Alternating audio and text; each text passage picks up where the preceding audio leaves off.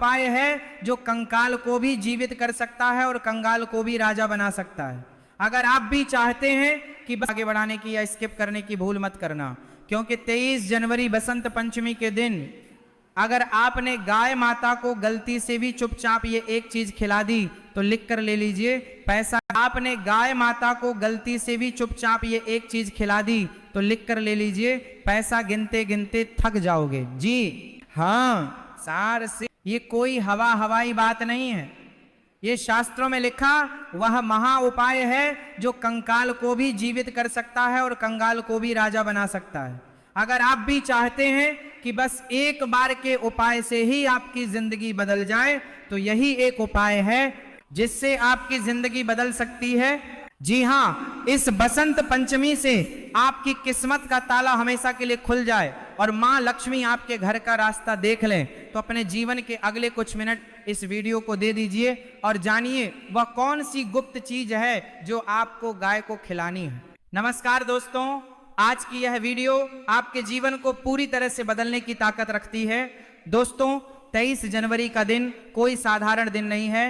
यह बसंत पंचमी का वह महापर्व है जिसका इंतजार हर उस व्यक्ति को होता है जो अपने जीवन में धन, सुख और समृद्धि पाना चाहता है।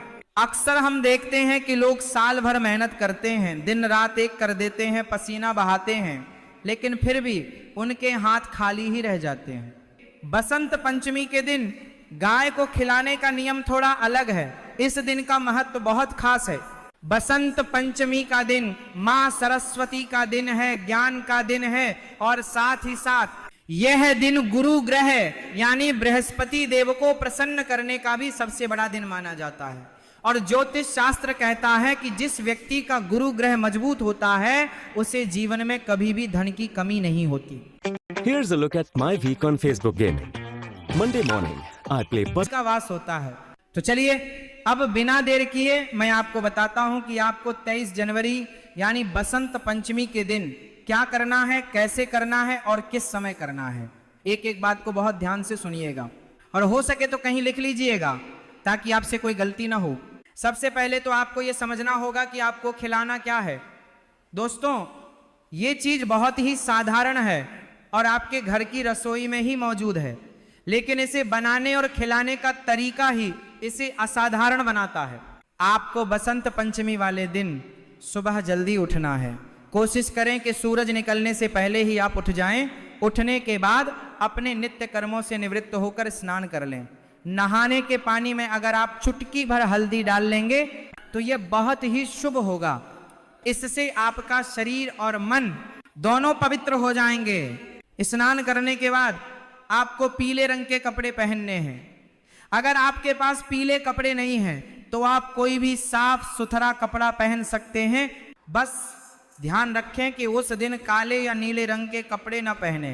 पीला रंग भगवान विष्णु और देवगुरु बृहस्पति को बहुत प्रिय है और यह रंग आपकी किस्मत को चमकाने की ताकत रखता है। अब आपको अपनी रसोई में जाना है, वहां आपको एक रोटी बनानी है। ध्यान रहे, ये रोटी आपके घर में बनने वाली सबसे पहली रोटी होनी चाहिए। जब आप आटा गूंथें तो उसमें थोड़ी सी हल्दी और थोड़ा सा गुड़ मिला लें। जी हाँ, आटे में ही आपको यह मिलाना है और फिर उस आटे की एक सुंदर सी रोटी बना लें। रोटी बनाने के बाद अब आपको एक और खास चीज तैयार करनी है।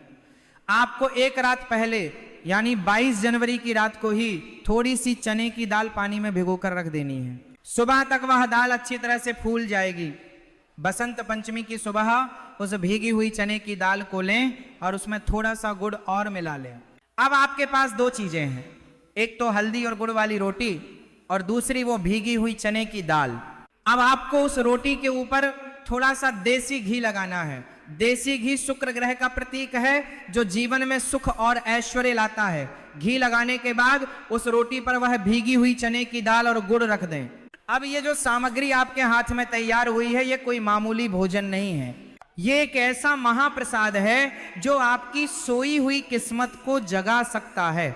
अब आता है इस उपाय का सबसे महत्वपूर्ण हिस्सा। आपको यह रोटी लेकर किसी गाय माता के पास जाना है, लेकिन यहां पर आपको एक बहुत ही कड़े नियम का पालन करना है और वह नियम है मौन। जी हां, जब आप यह रोटी लेकर घर से निकले तो आपको रास्ते में किसी से भी बात नहीं करनी है, एकदम चुपचाप जाना है।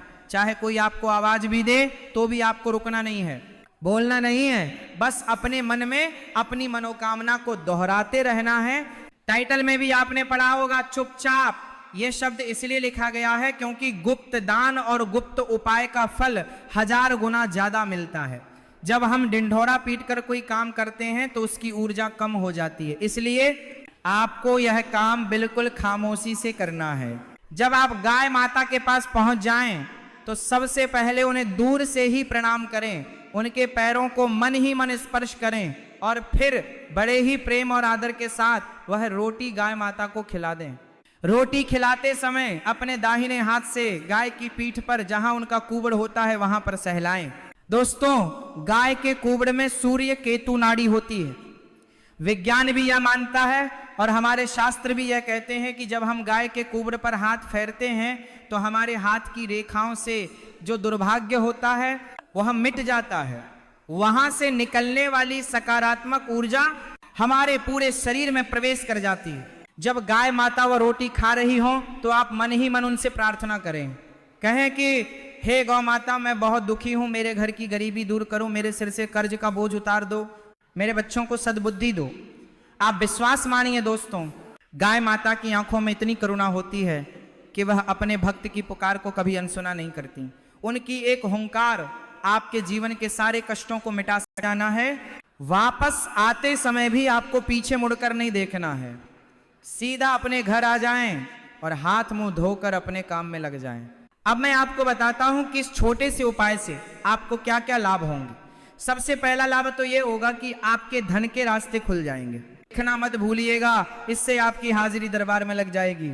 इस वीडियो को अपने दोस्तों और रिश्तेदारों के साथ भी शेयर करें।